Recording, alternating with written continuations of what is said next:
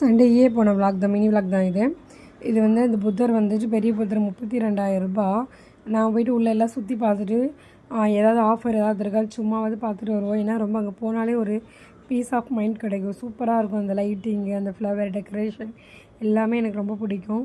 அதனால் எப்போ மாலுக்கு போனாலும் வந்துட்டு நான் வந்து ஹோம் சென்டர் கண்டிப்பாக போயிட்டு வருவேன். போயிட்டு ஒரு 69 ரூபா கப்பெல்லாம் நிறைய ஆஃபர் போட்டிருப்பாங்க. அதில் ஒரு 2 கப்பாவது வாங்கிட்டு வருவேன். அவ்வளோதான் வாங்குவேன். மற்றபடி எல்லா ப்ராடக்ட்டுமே ரொம்பவே குவாலிட்டியாக ஆர்கனைஸ்டாக இருக்கும்.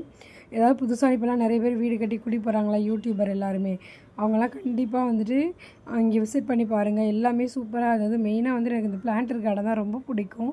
பாப்பா வேறு அதை பார்த்துட்டே இருந்து இது வாங்கலாமா அது வாங்கலாமான்னு கேட்டுகிட்டே இருந்தா. எனக்கு அப்போ தான் ஒரு விஷயம் வந்து ஸ்ட்ரைக் ஆச்சு.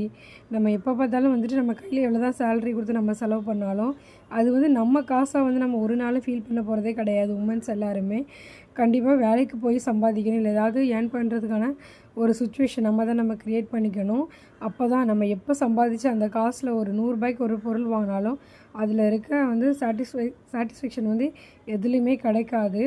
கண்டிப்பாக உங்களால் முடியும். எல்லாருமே ட்ரை பண்ணி பாருங்கள். உங்களால் என்ன ஜாப் முடியுதோ அது போங்க. அப்படி இல்லைனா ஏதாவது ஏர்ன் பண்ணுறதுக்கு ஒரு வழியை வந்து தேடிக்கோங்க. ஆனால் நான் அன்றைக்கி எதுவுமே வாங்கலை.